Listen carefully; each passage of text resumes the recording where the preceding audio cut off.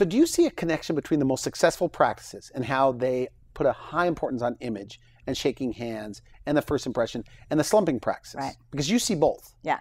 So what differences do you see? And lack of having a dress code in the office is really a symptom probably for the poor leadership that's in the practice. So a slumping office, the leader will often feel uncomfortable implementing a dress code saying this is what's expected. That goes on, really? Oh, all the time. All the time. Everybody's wearing different clothing or whatever they want to wear? Yes, absolutely. I had an office that allowed each staff member to pick any scrub that they wanted, pick their own business card. So it's all about the doctor feeling uncomfortable or wanting to be liked too much versus understanding Interesting. This is a business. Just like you decided which building you were going to be in, or you decided what your website would look like or what materials that you would use, this is equally as important. So when you see an office that doesn't have a good dress code or it's not consistent, I'm always suspicious about the leadership style. So the most successful practices have this in mind. They have a written dress code. Is everybody wearing the same thing? Well, that's a good question.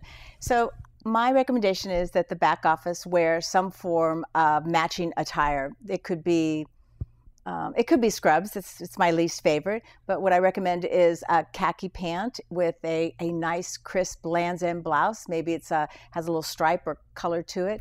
And then they have a crisp lab jacket. So anybody in the back. Oh, that's nice. Yeah. The doctors, the hygienists, the RDAs or the assistants, everybody looks extremely professional.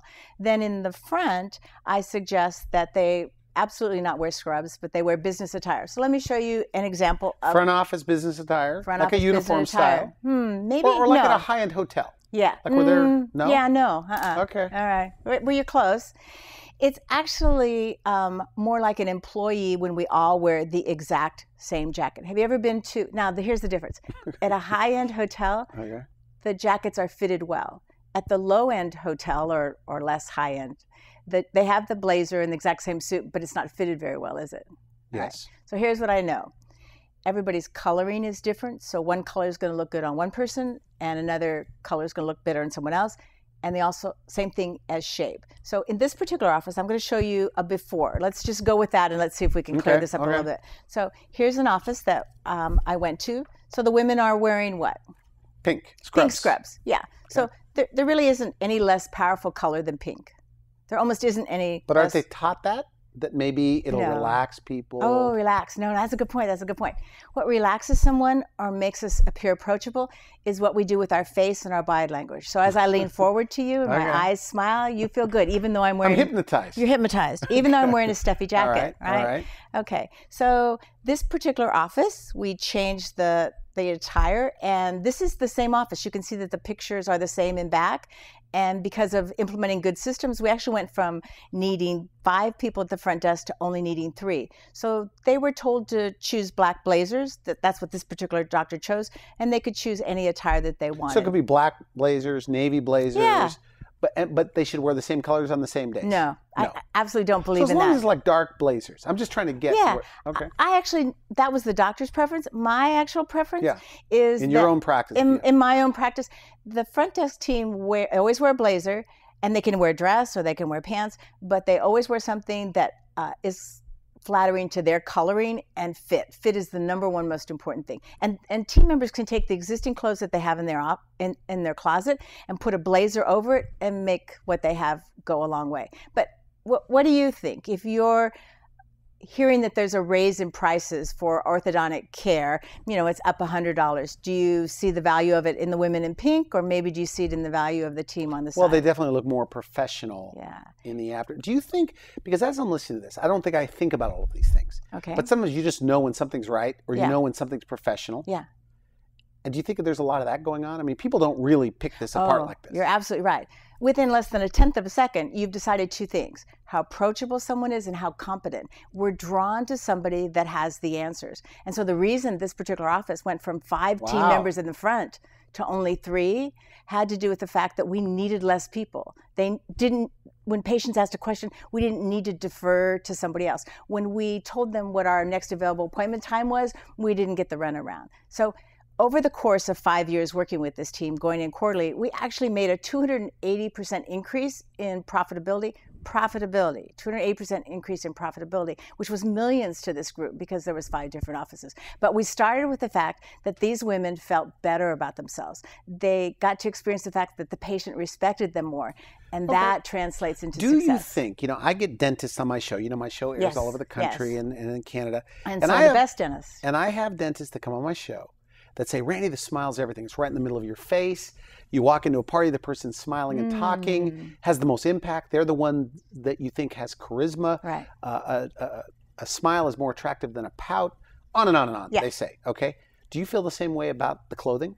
I feel the same way about the person that's at the front desk. I think the way they hold their face and their smile and everything else. And their confidence. I often tell them, hire the people at the front desk for their voice tone and their confidence. They are the first impression, and it's a lasting impression. They often present treatment. So oftentimes, that clinician that spends thousands of dollars on extended continued education and is so excited about the look of that crown and the materials that they're using, absolutely forgets about the person at the front desk. We talked in my green room over there about creating this unique experience. Yes. Okay.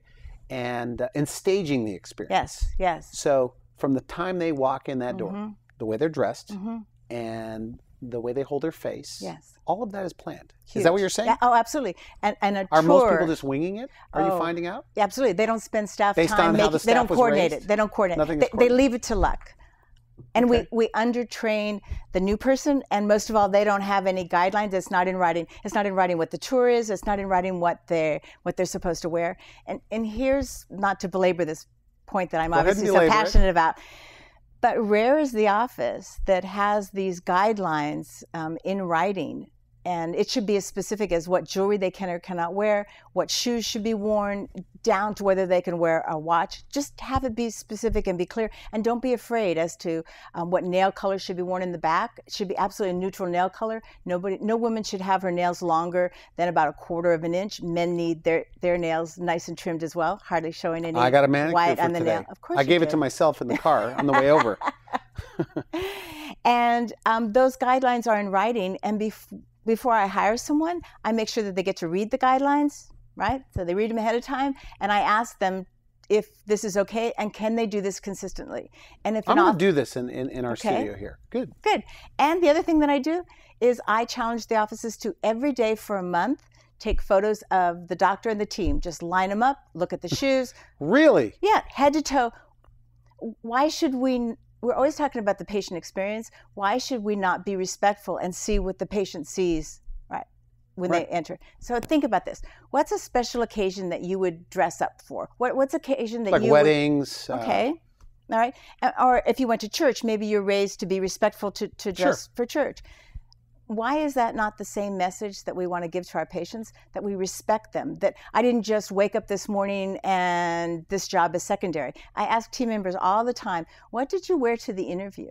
Okay. And why did you wear that? I missed something here. Okay. And you said it, I know you did. But so the front desk, you like in blazers. Professional attire. And the back, hygienist, things like that, wearing scrubs. No scrubs. Or no scrubs. What do you like them wearing? The khaki pant or the casual pant. Oh, that's right, with a lab coat. With the lab coat and a crisp blouse, Land's End, maybe striped or solid color. And we've got the logo or on the outside of the jacket. And here's one more thing. Okay. All right. The name tag should always be worn on the upper right-hand side because when someone shakes your hand, they'll be able to read your name. What about the doctor?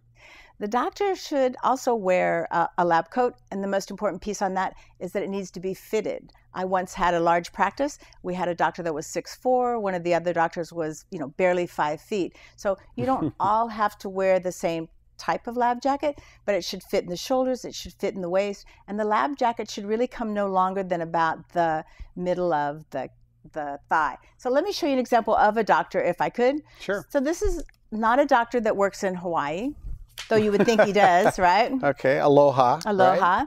But the staff picked out the scrubs, and they wanted everybody to all wear the same thing. So that's his before photo. That's his before. He got some more continued But his argument, though, and let me argue for him, could be, but I look friendly. People are afraid of the dentist. I look trustworthy. Good. I put him at ease. Yes. Actually, but then Janice Hurley says what? That the research says that the average American expects relates to the fact that their physician or dentist or chiropractor should wear a lab jacket. They associate that with professionalism. Okay. And if you want to appear more approachable, because I hear the same thing all the time. It's the guy that wants to wear a golf shirt into the practice. I tell them it's your body language and it's your face. It's your eyes and it's your interest. It's your ability to listen. But they say, but I'm a casual guy. Oh. This is me. Don't you want me to be me?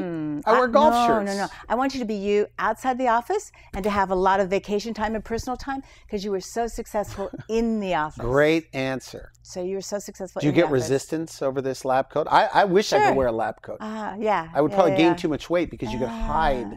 Well, what do you think about this doctor when you see what he looks like in the after? Do you think he resisted or do you think he looked more professional? He looks fantastic. Yeah. I mean, that looks like a doctor. Exactly. What happened was he had elevated his skills. He wanted to do more advanced dentistry, and now he looked the part. And it's fitted. I mean, it's very fitted. You're absolutely right. It didn't come exactly fitted that way, but it is. Very nice. It's worth the trouble, and it makes more money.